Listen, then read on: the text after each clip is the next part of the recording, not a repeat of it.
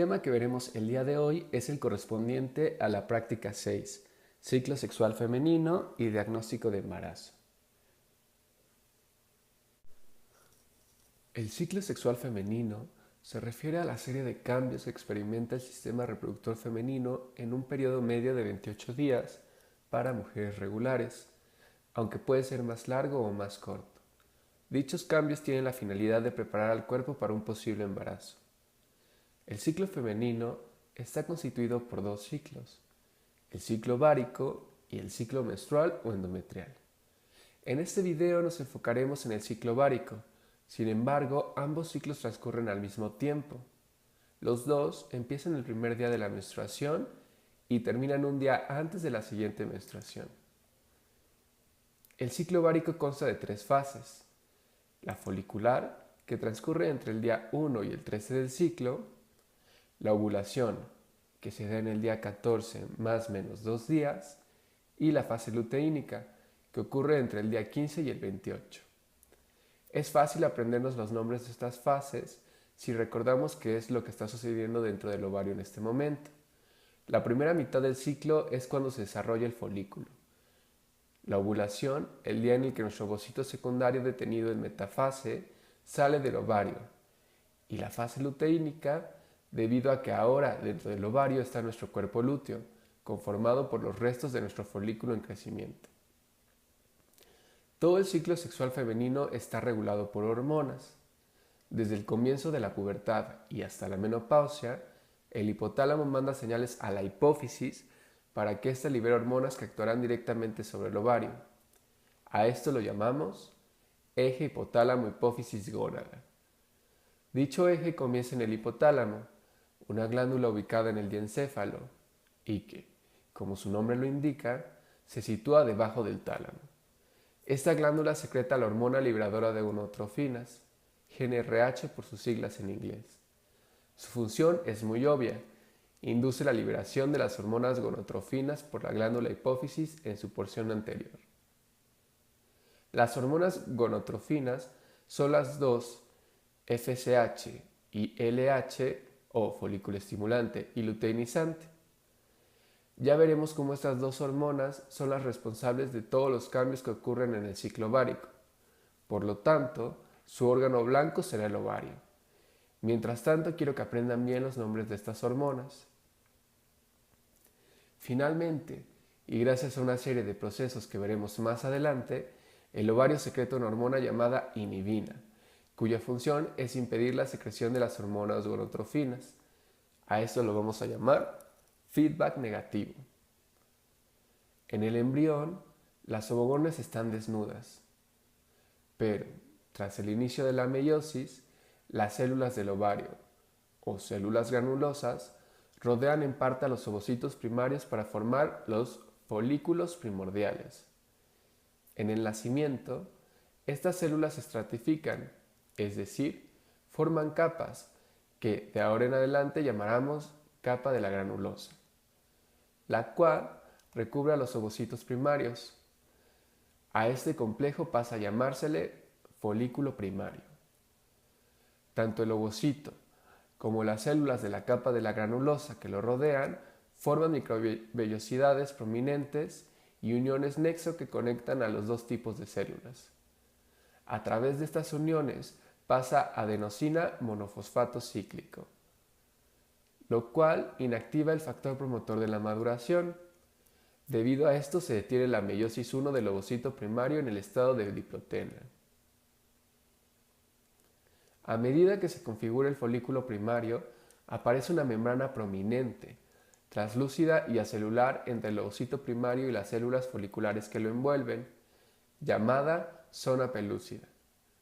Las microvellosidades que conectan estos dos componentes se mantienen a través de dicha zona pelúcida. Posteriormente, una membrana basal llamada membrana de la granulosa rodea a las células de la granulosa del folículo primario. Un grupo adicional de cubiertas celulares derivadas del tejido ovárico comienza a formarse alrededor del folículo en desarrollo. A este se le denomina inicialmente teca folicular. Esta cubierta se diferencia más tarde en dos capas, una teca interna muy vascularizada y glandular y una cápsula externa que sirve de sostén llamada teca externa.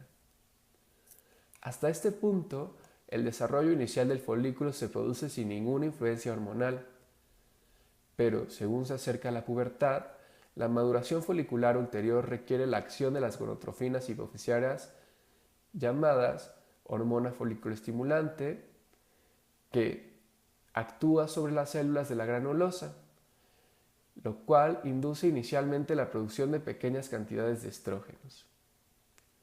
Posteriormente, y gracias a la acumulación de secreciones celulares foliculares, se forma el antro folicular. A partir de este punto, el folículo ya es considerado folículo secundario. Las células foliculares son divididas en dos grupos por la formación del antro folicular. Las células que rodean al ovocito se denominan células cumulares y las que están situadas en el antro folicular y la membrana granulosa se denominan células granulosas parietales. Los factores liberados por el ovocito confieren diferentes propiedades a las células cumulares y parietales. El aumento del tamaño del folículo se debe en gran medida a la proliferación de estas células de la granulosa. El estímulo responsable de esta proliferación es una proteína señalizadora que se produce en esta misma zona, la activina. Otra de las funciones de la FSH es potenciar esta proteína. Inicialmente, solo las células de la teca interna poseen receptores para la hormona luteinizante. La teca interna produce andrógenos que atraviesan la membrana granulosa hasta llegar a las células de la granulosa. La influencia de la hormona foliculoestimulante induce en estas células la síntesis de la enzima aromatasa, que convierte a los andrógenos procedentes de la teca en estrógenos. A esto se le llama teoría bicelular, ya que explica la formación de andrógenos a partir de dos líneas celulares distintas. Las grandes cantidades de estrógenos, especialmente estradiol, estimulan la formación de receptores de hormona luteinizante en las células de la granulosa. Mediante este mecanismo, las células foliculares son capaces de responder al gran pico de LH que precede inmediatamente a la ovulación. Gracias a la influencia de esta hormona, cierran las uniones nexo. Esto reduce la transferencia de AMP cíclico y por lo tanto se activa el factor promotor de la maduración, lo que convierte al ovocito primario en ovocito secundario. Sin embargo, la meiosis es nuevamente detenida gracias a la acción de un gen denominado CMOS. En este punto se denomina folículo terciario o folículo de Graf. Por efecto de múltiples influencias hormonales, el folículo aumenta de tamaño con rapidez y presiona contra la superficie del ovario. Factores liberados por el ovocito en respuesta al pico de secreción de hormonas gonotrofinas estimulan a las células de la granulosa a secretar ácido hialurónico, lo cual hace que el folículo se expanda. El folículo terciario protruye en la superficie del ovario como una ampolla. Ahora está listo para la ovulación y espera el estímulo del pico preovulatorio de hormona foliculoestimulante y luteinizante liberadas por la hipófisis. Finalmente, el ovocito es liberado por el ovario. Lleva consigo células cumulares que pasan a llamarse corona radiada y la zona pelúcida.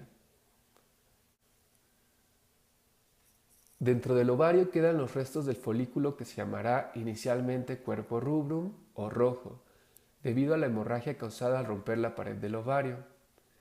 Posteriormente evolucionará y, debido a la alta concentración de receptores para hormona luteinizante, se llamará cuerpo lúteo y producirá progesterona y estrógenos.